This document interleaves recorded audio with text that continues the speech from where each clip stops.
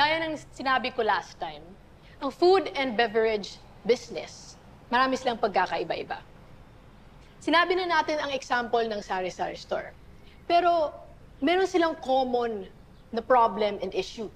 And yun yung mga issues na i-discuss natin today.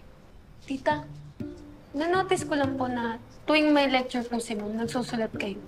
Ano po yung sinusulat niyo? Ay, yung lecture. Nagno-notes po kayo. Kayo ba hindi? Hindi po.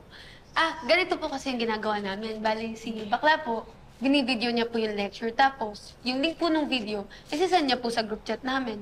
If you want, tita, i-join ko kayo para doon niyo na lang po balikan. Ay, oo. Thank you, Oo.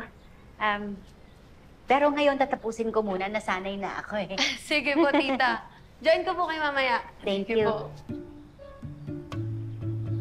Okay, class, let's take a break. Pwede na simulan yung presentation nyo para ma-present nyo next week. Okay? See you later. Ang taga.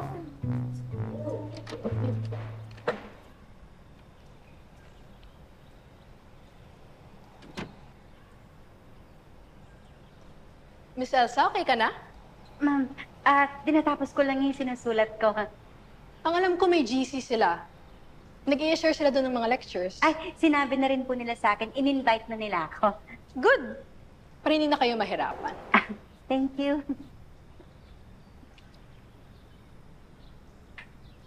Is there something wrong? Nangangawit lang yung likod ko. Medyo matagal kasing nakayupo eh. Opo, ganyan din kasi yung mom ko. Marami na ding sakit kasi sa age niya.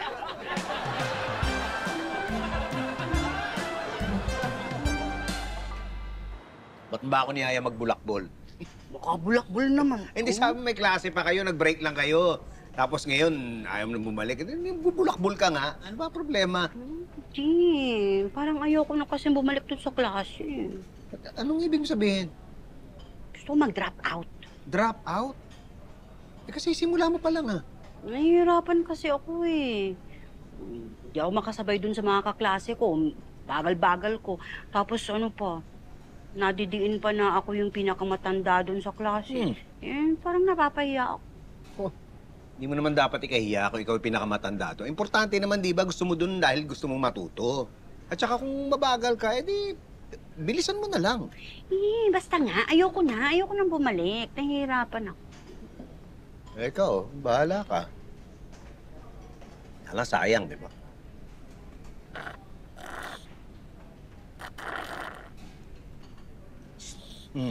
Bakit? Ewan ko, parang may bumar... Ha? May nakabara eh. Teka. Dako! Ilangaw to eh! Ha? Ilangaw! Ha? May bumarang langaw kaya pala hindi ko mahigop. Ano ba naman yan? Asan ang manager dito? Excuse me? Ma'am, sir, ano pong problema? Yan o, nilangaw yung mango shake. Oo, ayan oh. Oo, ayan. Naku, pasensya na po. Sige po, papalitan ko na lang po yung straw. Teka, oy. Balik ka nga dito. Ano? Yung straw lang papalitan mo? May langaw po, sir eh. Ano po bang dapat kong palitan? Yung langaw?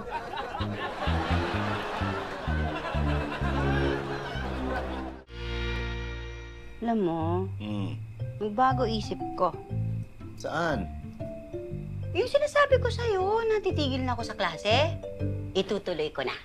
Talaga? Oh, ba't nagbago isip mo? Ay, gusto ko na maging manager ng restaurant para makapagbigay ng magandang serbisyo. Naku, okay. Alam mo, okay yan.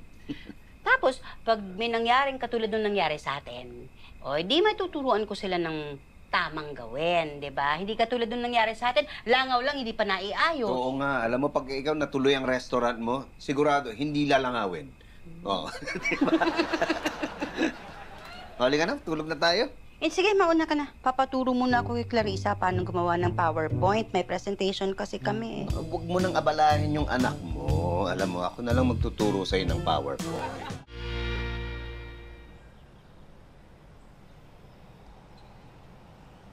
Grandpa, Ha? Yes?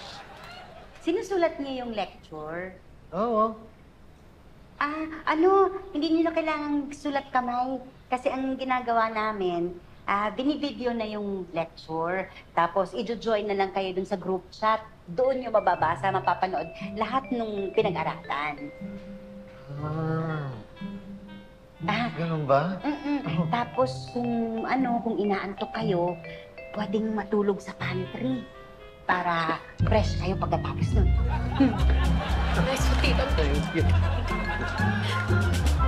May ilan lang akong announcements na gusto sabihin sa inyo. Unang-una, yung presentation nyo tungkol doon sa aluminum bottles. Nagustuhan ng client na approve, magpipirmahan na kami ng kontrata next week. Kaya congratulations. Yung pangalawa naman, ito medyo malungkot. Si Elizabeth, aalis na sa atin. For my greeting to the States, kami ng boyfriend ko, kaya nagpaalam na rin ako kay Sir Petito. Oh, miss ka namin. Ako rin.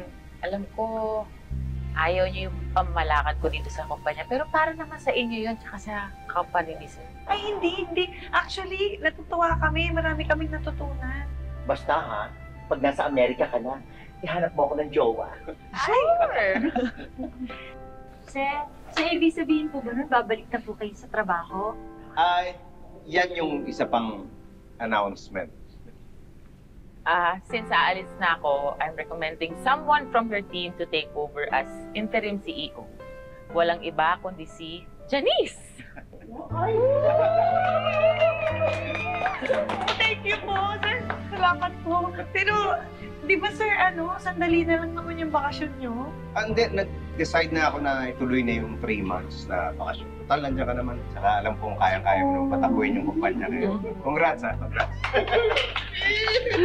Thank you, sir. Salamat po. Hoy, Akla, ano nga yung sinasabi mo tungkol kay Elizabeth? Kay Elizabeth? Elizabeth!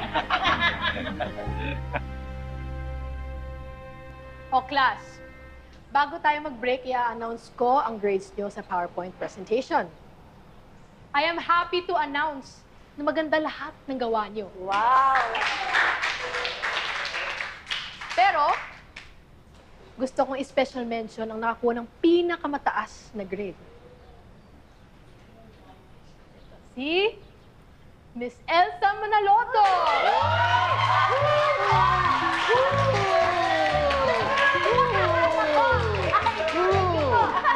Thank you! At dahil dyan, sagot ni Tita ang merienda mo! Sagot naman ni Grandpa ang inumin.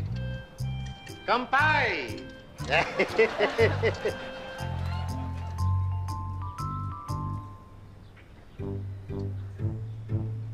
Ay. Sorry.